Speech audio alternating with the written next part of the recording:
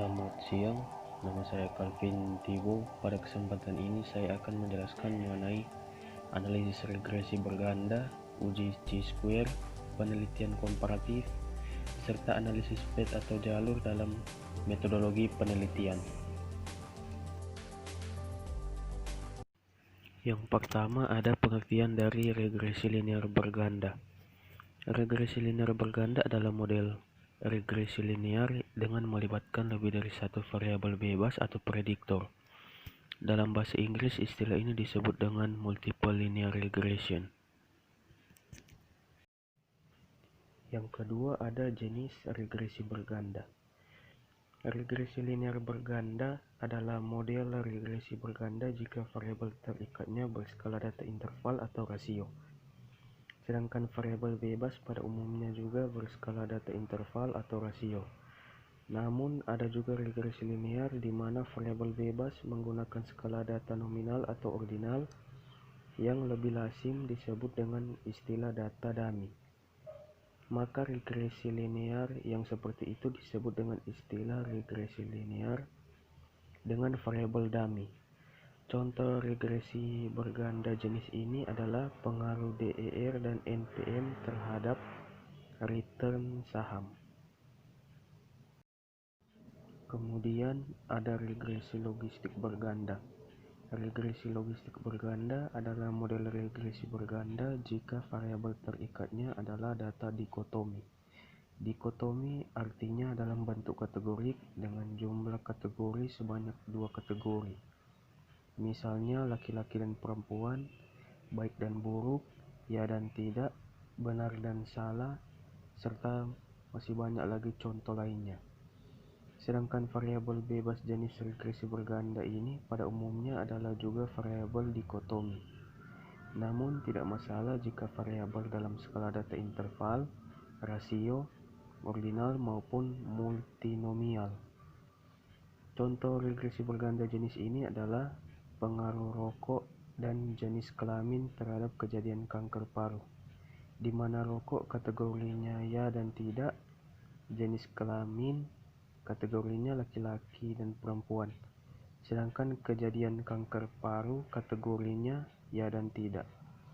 Ada dua metode yang sering dipakai dalam jenis regresi berganda ini, yaitu metode logit dan probit. Kemudian ada jenis regresi ordinal berganda.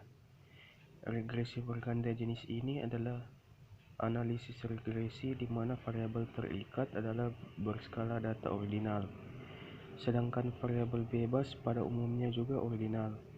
Namun tidak masalah jika variabel dengan skala data yang lain, baik kuantitatif maupun kualitatif. Keunikan regresi ini adalah jika variabel bebas adalah data kategorik atau kualitatif, maka disebut sebagai faktor. Sedangkan jika data numerik atau kuantitatif, maka disebut sebagai kovariatis. Contoh regresi berganda jenis ini adalah pengaruh tingkat penghasilan dan usia terhadap tingkat pengetahuan terhadap IT. Kemudian ada pengertian dari uji chi-square. Uji chi-square adalah salah satu uji statistik no parametik yang cukup sering digunakan dalam penelitian yang menggunakan dua variabel, di mana skala data kedua variabel adalah nominal atau untuk menguji perbedaan dua atau lebih proporsi sampel. Uji chi-square diterapkan pada kasus di mana akan diuji apakah frekuensi yang akan diamati untuk membuktikan atau ada perbedaan secara nyata atau tidak dengan frekuensi yang diharapkan. Kemudian ada kegunaan dari chi-square. Yang pertama, ada tidaknya asosiasi antara dua variabel. Yang kedua, apakah suatu kelompok homogen atau tidak. Yang ketiga, uji kenormalan data dengan melihat distribusi data. Yang keempat, digunakan untuk menganalisis data yang berbentuk frekuensi. Yang kelima, digunakan untuk menentukan besar atau kecilnya korelasi dari variabel-variabel yang dianalisis. Yang keenam, cocok digunakan untuk data kategorik, data diskrit, atau data nominal. Kemudian pada materi selanjutnya, ada definisi penelitian komparatif. Penelitian komparatif merupakan penelitian yang sifatnya membandingkan yang dilakukan untuk membandingkan persamaan dan perbedaan dua atau lebih sifat-sifat dan fakta-fakta objek yang diteliti berdasarkan suatu kerangka pemikiran tertentu. Tujuan penelitian komparatif secara umum yaitu untuk menemukan persamaan dan perbedaan tentang dua hal atau lebih. Selain itu, penelitian komparatif juga mempunyai beberapa tujuan sebagai berikut, yaitu membandingkan persamaan dan perbedaan dua atau lebih fakta dan sifat objek yang diteliti, membuat generalisasi tingkat perbandingan, menentukan mana yang lebih baik atau mana yang sebaiknya dipilih, menyelidiki kemungkinan hubungan sebab akibat. Kemudian ada definisi dari analisis PET atau jalur.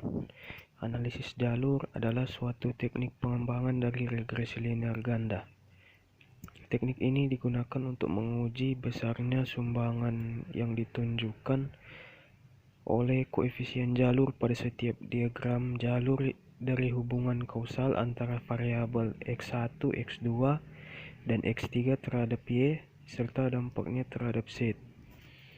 Analisis jalur ialah suatu teknik untuk menganalisis hubungan sebab akibat yang terjadi pada regresi berganda jika variabel bebasnya mempengaruhi variabel tergantung tidak hanya secara langsung tetapi juga secara tidak langsung.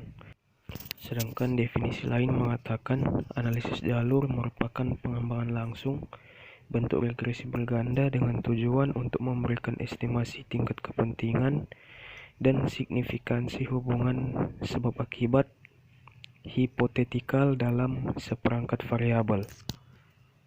Kemudian ada tujuan dari analisis PET atau jalur. Yang pertama, melihat hubungan antar variabel dengan didasarkan pada model a priori. Yang kedua, menerangkan mengapa variabel-variabel berkorelasi dengan menggunakan suatu model yang berurutan secara temporer. Yang ketiga, menggambar dan menguji suatu model matematis dengan menggunakan persamaan yang mendasarinya. Yang keempat, mengidentifikasi jalur penyebab suatu variabel tertentu terhadap variabel lain yang dipengaruhinya. Yang kelima, menghitung besarnya pengaruh satu variabel independen exogenus atau lebih terhadap variabel dependen endogenus lainnya. Kemudian ada keuntungan dan kelemahan dari penggunaan analisis jalur atau PET. Yang pertama dari sisi keuntungan adalah kemampuan menguji model keseluruhan dan parameter-parameter individual. Yang kedua, kemampuan pemodelan beberapa variabel mediator atau perantaranya. Yang ketiga, kemampuan mengestimasi dengan menggunakan persamaan yang dapat melihat semua kemungkinan hubungan sebab akibat pada semua variabel dalam model. Yang keempat, kemampuan melakukan dekomposisi korelasi menjadi hubungan yang bersifat sebab akibat, seperti pengaruh langsung dan pengaruh tidak langsung dan bukan sebab akibat seperti komponen semu. Dari sisi kelemahan, yang pertama, tidak dapat mengurangi dampak kesalahan pengukuran. Yang kedua, analisis jalur hanya mempunyai variabel-variabel yang dapat diobservasi secara langsung. Yang ketiga, analisis jalur tidak mempunyai indikator-indikator suatu variabel laten. Yang keempat, karena analisis jalur merupakan perpanjangan regresi linear berganda, maka semua asumsi dalam rumus ini harus diikuti. Yang kelima, sebab akibat dalam model hanya bersifat searah, tidak boleh bersifat timbal balik.